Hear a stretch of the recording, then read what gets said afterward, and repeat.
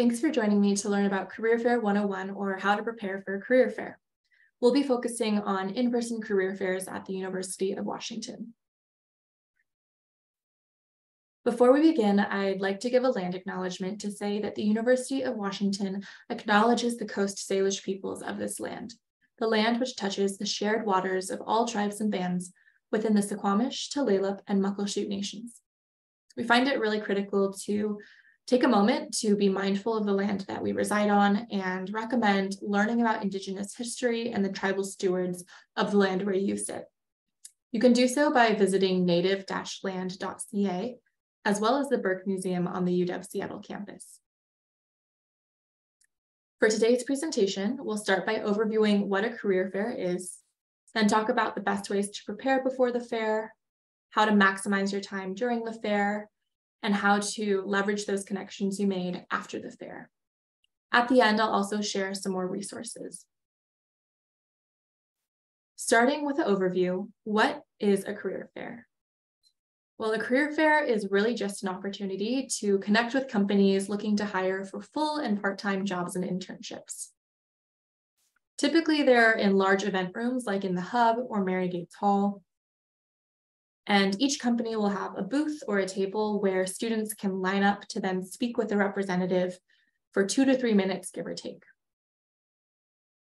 Also know that companies may operate their booths differently, which means that there might be 1, 2, 3 or more representatives who could be recruiters or maybe just employees at the company.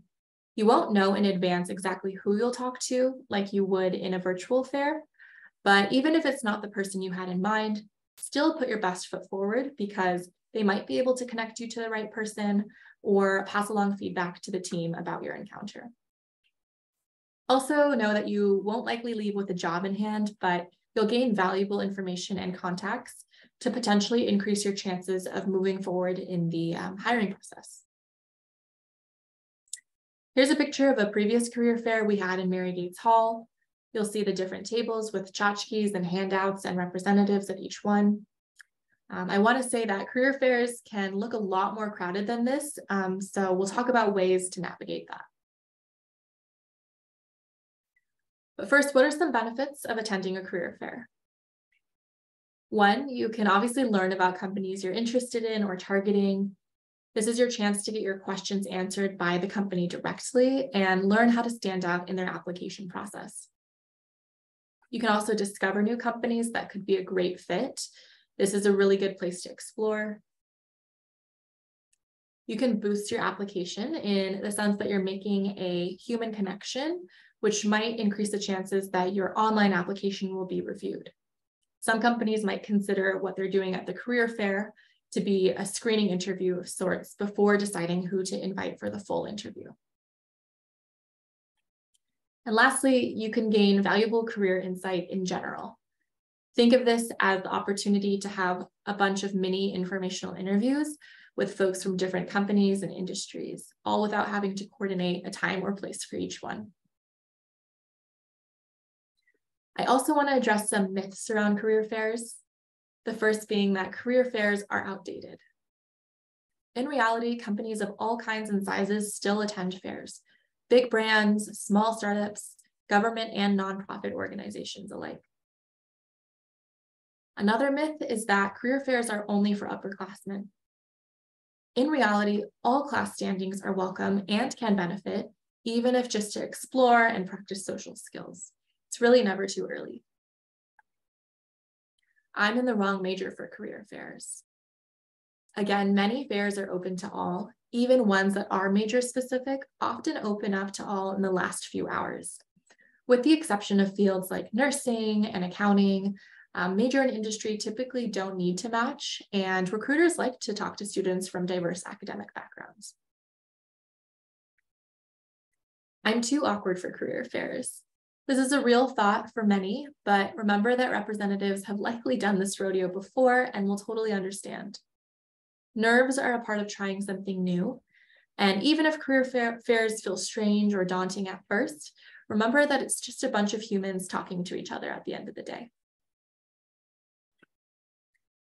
Okay, so before the fair, there are a few things that you might want to do. The first is to register for the fair. While this is an optional step for in-person fairs, meaning you could just stumble into the fair and still attend, it's still recommended for preparation. So navigate to Handshake, click the Events tab, and then filter for career fairs. Once you find the one that you're interested in, click on that and then click the blue Join Event button. Note that registration opens 2 weeks before the fair, so if you're not seeing that button, that could be why. When you're in the career fairs page, click on All Employers and See More Employers. Once you're here, you can select filters to see companies hiring your major or accepting OPT or CPT if you're an international student. You might also just be looking for jobs or internships at this time and can select that. You can click the View Details button under a company to read more about them. We recommend building a list of companies that you want to talk to. The number will depend on how much time you have, but a top 3 might be a good place to start. You'll notice that each company has a booth number, which corresponds with their place on a map. You click on the Map tab and you get to this map, and this is where that booth is located. You can download this map to then create a route before the fair, but we'll also have maps handy at the fair. We typically recommend planning a route according to things like proximity, so proximity to other booths that you want to go to or to where you entered the fair, as well as things like priority. So with priority, some students like to attend only the maybe top 2 companies that they really want to talk to that day, maybe because they don't have a lot of time. Others might want to start with lower priority booths so that they can just practice and get their nerves out before going to that booth that they really want to talk to. Additionally, you'll want to update your materials, more specifically your resume. If you want to target a particular company or industry, we recommend creating a tailored resume, which is something that a career coach can help you with. If you just want to explore and network, then you might create a general or holistic resume, or maybe slightly different versions for different industries. For the fair itself, you can strategize by printing multiple copies and bringing them in a folder. While you'll be okay without printed copies, some companies really appreciate hard copies, or at least seeing that you've prepared. You might also consider changing your resume format to be more creative or visually appealing than what you're usually using. If you're used to applying online, you might be using a 1-column black and white, standard template that's really optimized for those applicant tracking systems or those screening softwares that, like to read in a particular way. But this could be an opportunity to flex your Canva or Adobe skills, since this time a human will be receiving your resume. But this is totally optional. Also, cover letters are not needed for career fairs. Regarding your online profiles, remember that your Handshake and/or LinkedIn should tell a consistent story. They should align with what you say and with what's on your resume, so make sure all the information is accurate and up to date. And then refine those profiles with a little bit more information.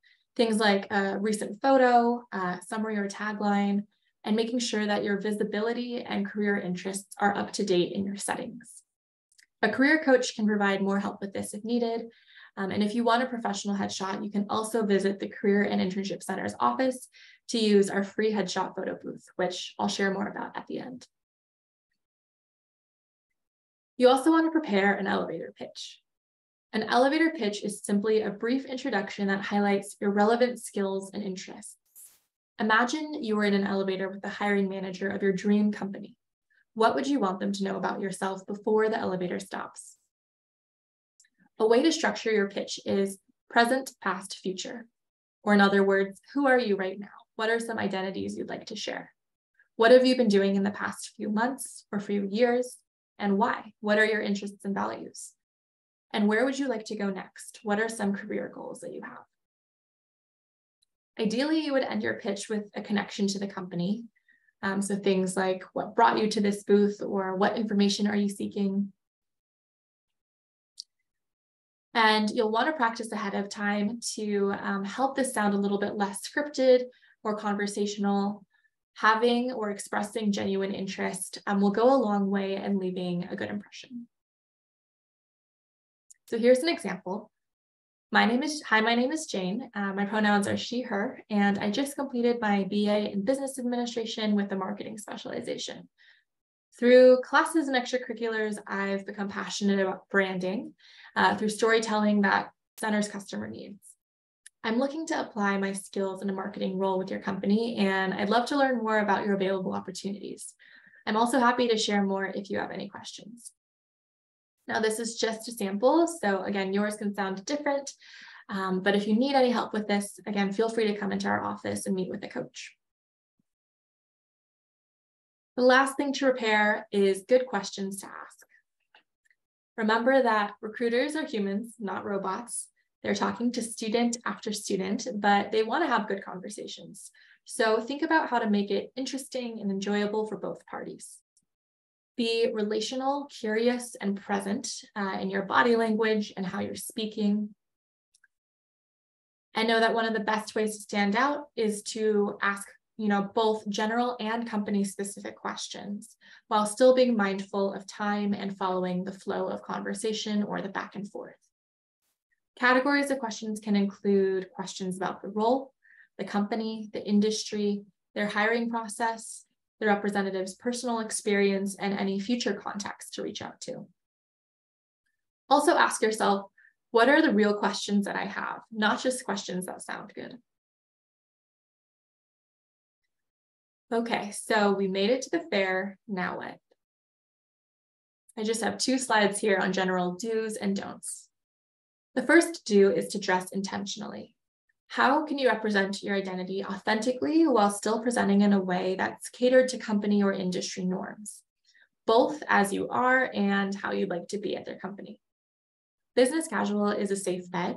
We recommend erring on the side of being more conservative and simple, but it's ultimately up to you.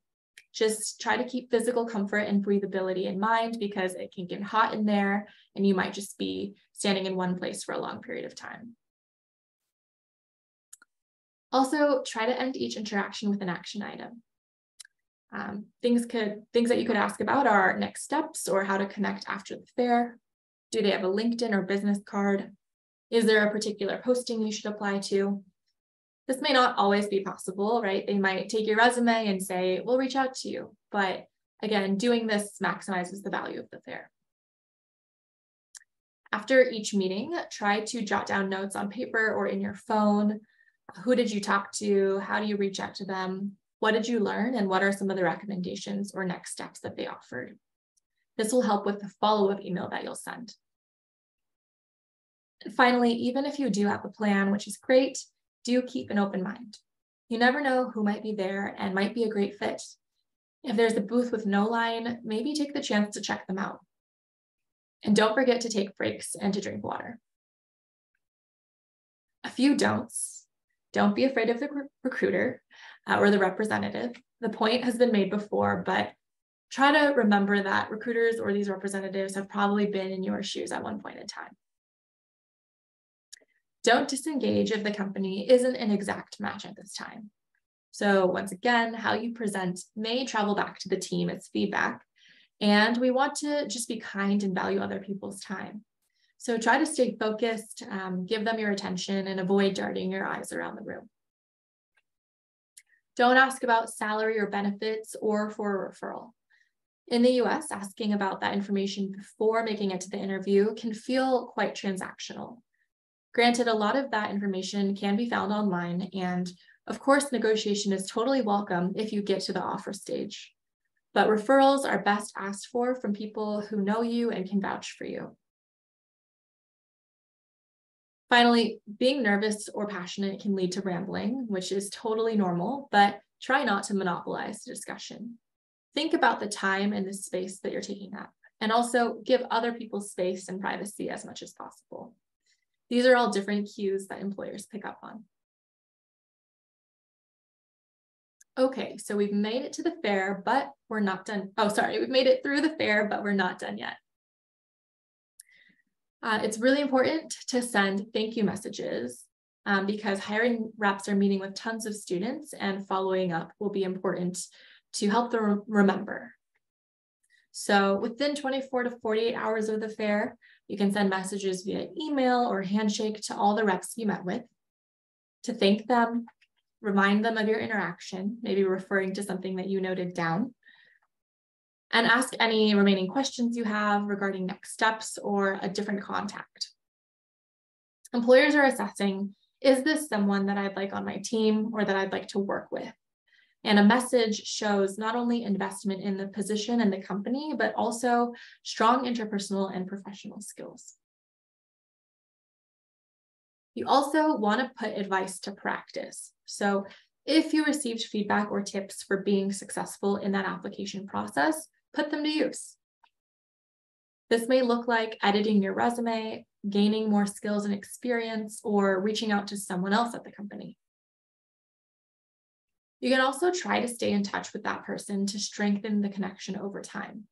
You might, originally thank the person for their advice and then down the line explain how you've put it into practice. The connection you made can last even if you don't end up working for that company. You really never know how you might add value to each other's lives in the future.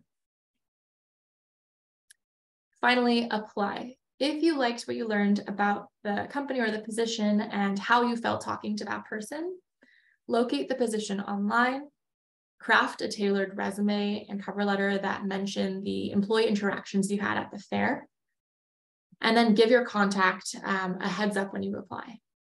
This can be a casual way to see if they offer final recommendations or maybe a referral. Even if not, letting them know is a nice way to follow up and show commitment, which could make it back as feedback to the hiring team. I know I've said that a lot. After you apply, consider following up after 2 to 3 weeks or maybe 2 weeks after the job posting has closed. For one of my internships, I followed up, I think, a week or 2 after the posting closed, and the university recruiter responded to me saying that they'd look into it. Shortly after, I was emailed with an invite to an interview. Sometimes there are so many applications that the only ones that recruiters get a chance to read are the ones at the top of the pile. And those are often the ones that have the most resume keyword matches to the job description, or those that have referrals or internal connections. All right, now that we've gotten through how to prepare for and maximize your career fair experience, consider checking out some of our additional relevant resources. The first is our Husky Career Closet, which is a physical closet in our office comprised of free, gently used workplace attire. This has been donated by the UW community or thrifted by our office.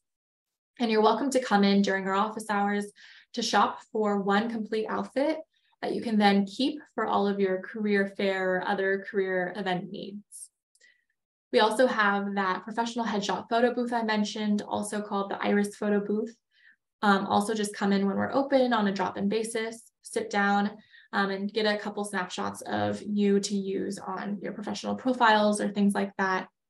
And know that if you don't feel comfortable coming in to use that, a photo just taken on your phone with the help of a friend can totally work. That's what I've been using.